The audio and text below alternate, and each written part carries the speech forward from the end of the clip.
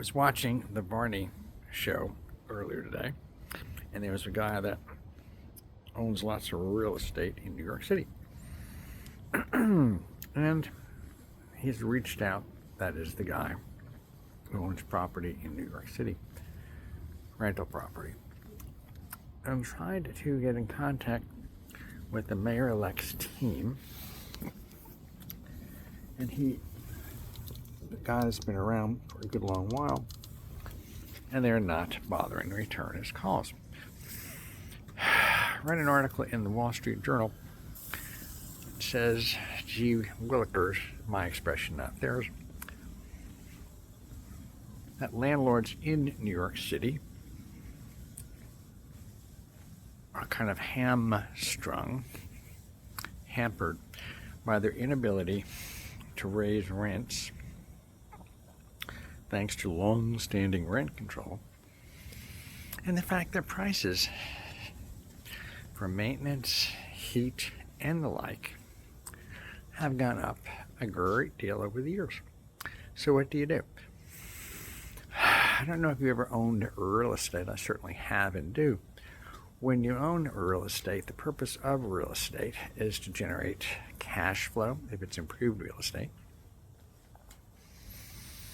a long-term return of capital or on capital,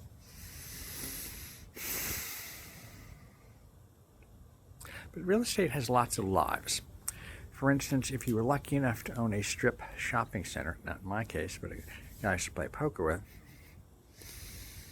and during COVID, he somehow managed to sell it for enough of a profit where he had to write a check to the Internal Revenue Service of $125,000. Which brings me to point number 2. Commonly, politicians who seem to have no concept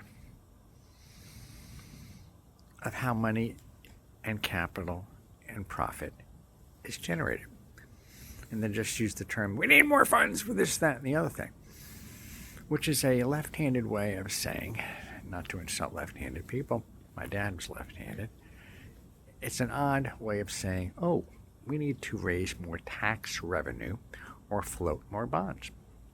When you do that, and God knows whether they're Republicans or Democrats in major legislative houses, raising the budget seems to always be on their dance cards, which makes my life even more interesting than it could be or should be.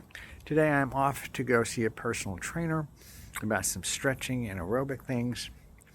Yesterday I got a shot in my left shoulder, which made it feel better. God only knows how long that will last. But I'm going to be working on flexibility a couple of times a week beyond the usual things that I normally do, which is hilarious for someone who was born in January of 1948 to still be concerned with health, wealth, and peace of mind. Have fun. Be well. This is John Joseph Checchi Jr., co-founder of Checchi Financial, wishing you a happy, healthy, joyous Tuesday.